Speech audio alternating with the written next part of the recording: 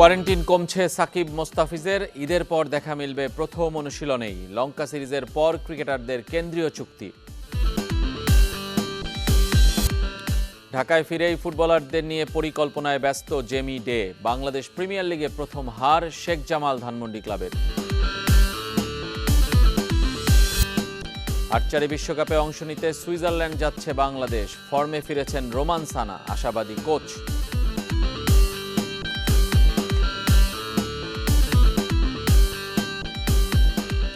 সবাইকে আমন্ত্রণ স্পোর্টস 24-এ। শিরোনাম শুনছিলেন, আপনাদের সাথে আছি Rezwanuzzaman. Aerodynamic design, soundless high air ডেলিভারির মতো অত্যাধুনিক ফিচারের সুপারস্টার লাকি ফ্যান ছড়াই নতুন দিনের হাওয়া। সুপারস্টার লাকি ফ্যান, নতুন দিনের হাওয়া। এবার আমাদের নিয়মিত আয়োজন পিক অব দ্য ডে।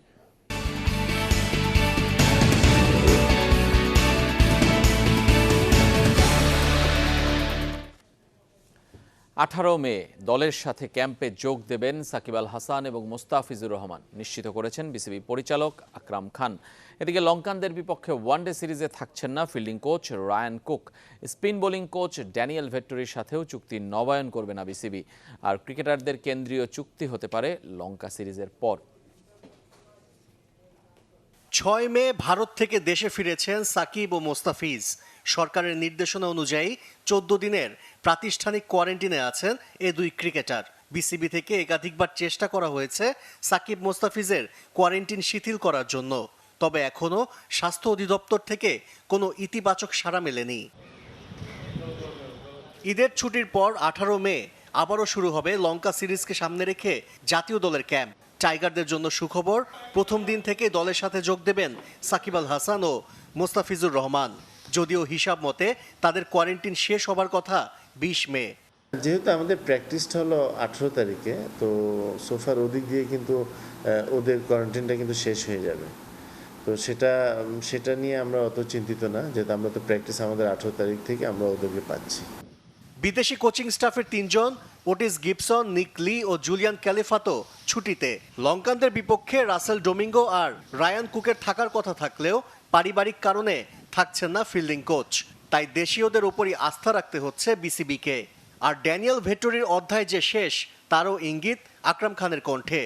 মনে হয় যে আর ওকে রিনিউ করাটা ডিফিকাল্ট হবে এই কোভিডের সিচুয়েশনের জন্য, বাট আমরা নতুন কোচ, স্পিনিং কোচ দেখছি। কেন্দ্রীয় চুক্তির নবায়নের প্রক্রিয়াও ঝুলে আছে করোনা সংক্রমণের অজুহাতে। গুঞ্জন উঠেছে 3 ফরম্যাটের জন্য করা কেন্দ্রীয় চুক্তিতে থাকছেন না সাকিব আল হাসান। তবে এখনই কেউ মুখ খুলতে রাজি নয়, অপেক্ষা লঙ্কা সিরিজের পর হতে যাওয়া বোর্ড সভায়।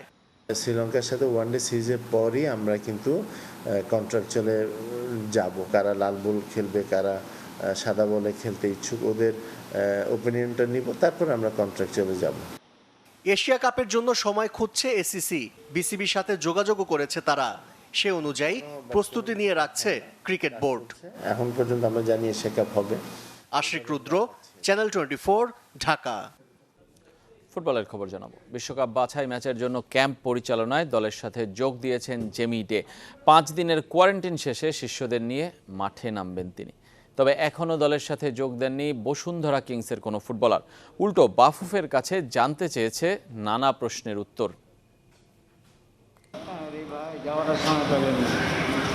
বিশ্বকাপ বাছাই ম্যাচ নিয়ে অনিশ্চয়তা, শঙ্কাকে ভুলে চলছে জাতীয় দলের ক্যাম্পে ফুটবলারদের যোগ দেওয়া।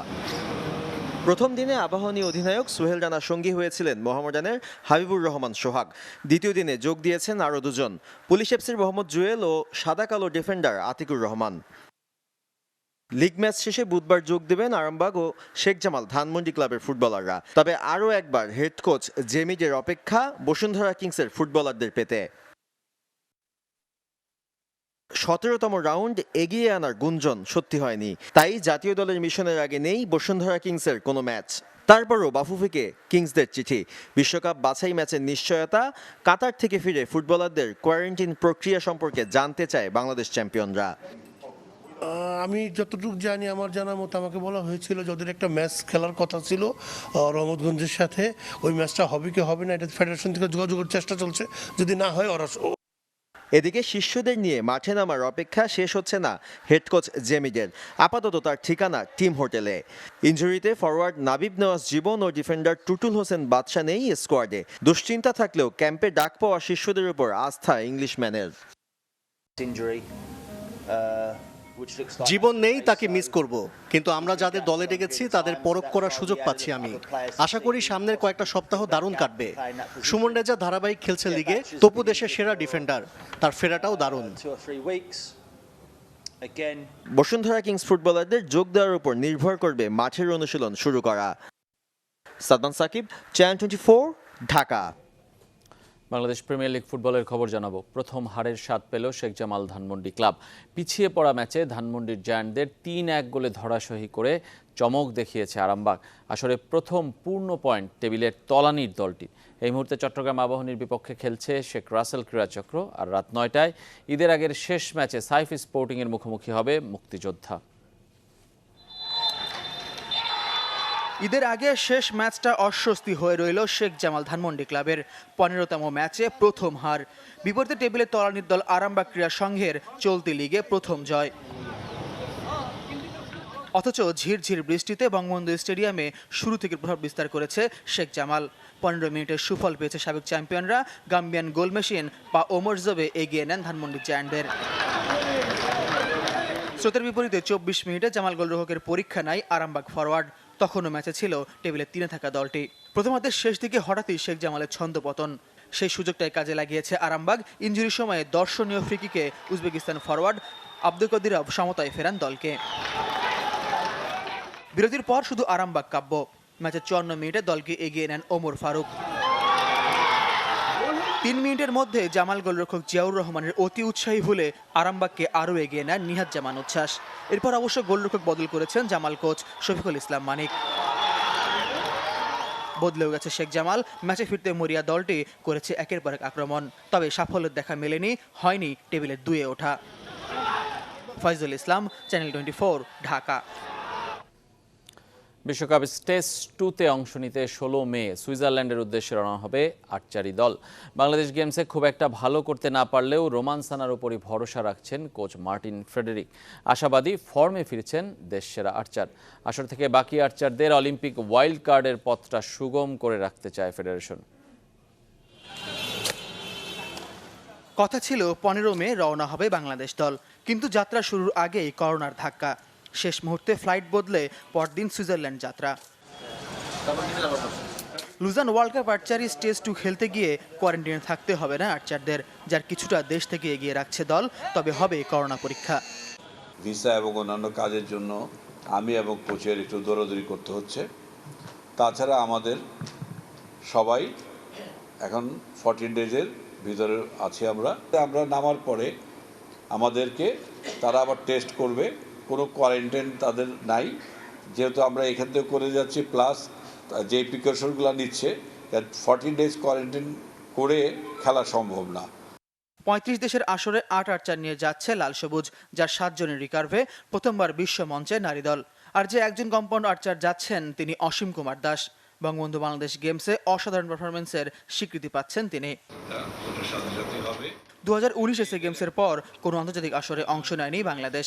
সবশেষ অভ্যন্তরীণ 2 আসরে রোমান সানার পারফরমেন্স আশানুরূপ না হলেও লুজানে তার উপরে আস্থা রাখছে টিম ম্যানেজমেন্ট। তবে ঘরোয়া আসরে হাকিম আহমেদ রুবেল, রামকৃষ্ণ, তাইমুলদের পারফরমেন্সও ফেডারেশনের আশার আলো। 3 দিন ধরে আমরা আর্চার বাছাই করেছি, সেখানে অনেক ব্যবধানে রোমান সেরা হয়েছে। আশা করছি সে আবার ফর্মে ফিরছে। পরিস্থিতির কারণে আমাদের দেশের প্রস্তুতিতে সন্তুষ্ট থাকতে হচ্ছে। 17 থেকে 23 মে হবে বিশ্বকাপ স্টেজ 2। 6 ইভেন্টে লড়বে লাল সবুজ। আগামী মাসে ফ্রান্সে স্টেজ 3-তেও অংশ নিতে চায় বাংলাদেশ। ফয়জুল ইসলাম, চ্যানেল 24, ঢাকা। স্পোর্টস 24 একটা বিরতি নিচ্ছি, আমাদের সঙ্গেই থাকবেন।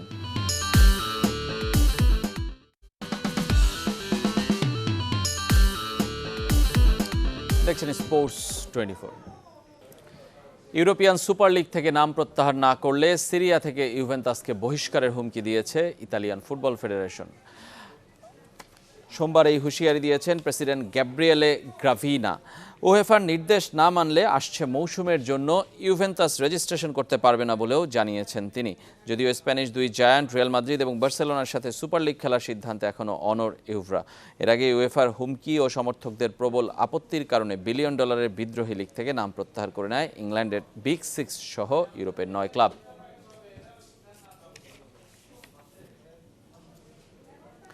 বাঁশকে ব্যাট বানিয়ে ক্রিকেট খেলার ঘটনা বাংলাদেশের পাড়া মহল্লায় দেখা মেলে।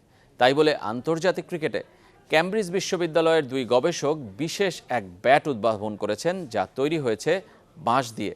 যদিও এমসিসি এখনও অনুমোদন দেয়নি এই বাঁশের ব্যাটকে, তবে উদ্ভাবকদের দাবি ব্যাটসম্যানের স্বপ্নকে বাস্তবে রূপ দেবে বিশেষ এই ব্যাট। বাঁশ নিয়ে কৌতুক আর ব্যঙ্গাত্মক নানা প্রবাদ প্রবচন প্রচলিত সমাজে, যার ছোঁয়া লেগেছে ইংলিশ সভ্যতায়ও। এবার ক্রিকেটে বাঁশ দেবার চেষ্টায় বিশ্ববিখ্যাত ক্যামব্রিজ বিশ্ববিদ্যালয়। বিশ্ববিদ্যালয়টির একদল গবেষক journal of sports engineering and technology সাময়িকীতে উইলোর পরিবর্তে বাঁশ দিয়ে তৈরি ক্রিকেট ব্যাটে উপকারিতা তুলে ধরেছেন। কি উদ্দেশ্যে এই উদ্ভাবন তার ব্যাখ্যাও দিয়েছেন। ক্রমেই দুষ্প্রাপ্য হয়ে উঠছে উইলো গাছ, যা বড় হতেও কমপক্ষে 15 বছর লাগে, অথচ 5 বছরের মধ্যেই ব্যাট বানানোর মতো উপযোগী হয় মেসো জাতের বাঁশ। এই ব্যাট সাশ্রয়ী এবং পরিবেশ বান্ধব। গবেষণায় দেখা গেছে উইলো কাঠের তুলনায় বাঁশের ব্যাট 22% বেশি মজবুত। ব্যাটসম্যানরা বড় শট খেলতে পারবেন বলে দাবি উদ্ভাবক দার্শির শাহ। এই বাঁশের ব্যাট ব্যাটসম্যানদের স্বপ্নকে বাস্তবে রূপ দেবে। বাঁশের ব্যাটের সুইট স্পট দিয়ে ইয়র্কার থেকে 4 মারা কোনো ব্যাপারই না। সব ধরনের স্ট্রোকেই এটি অসাধারণ। তবে ক্রিকেটের নিয়ম কানুন তৈরি করে আসা এমসিসি এ ব্যাটকে এখনই অনুমোদন দিতে নারাজ, কারণ আইনে আছে ব্যাট হতে হবে কাঠের। তবে একেবারে নাকচ করে দেয়নি। কিছু ক্রিকেটারকে বাঁশের তৈরি ব্যাট পরীক্ষার জন্য দিয়েছিলেন দুই গবেষক, যদিও ইতিবাচক সাড়া মেলেনি। এটা খুবই অদ্ভুত। আমরা যেসব ব্যাট ব্যবহার করি তার চাইতে এটা অনেক বেশি ভারী। শট খেলা কঠিন, অনেক দ্রুত ব্যাট চালাতে হয়। 1979 সালে অ্যালুমিনিয়ামের ব্যাট নিয়ে মাঠে নেমে বিতর্ক সৃষ্টি করেছিলেন অস্ট্রেলিয়ান পেসার ডেনিস লিলি। তখন এমসিসি ব্যাটের ক্ষেত্রে নিয়ম বেঁধে দেয়। ম্যাথু হেডেনের মঙ্গুজ ব্যাট নিয়েও কম আলোচনা হয়নি। আশিক রুদ্র, চ্যানেল 24। এর সঙ্গে শেষ করব স্পোর্টস 24। ধন্যবাদ সবাইকে সঙ্গে থাকার জন্য।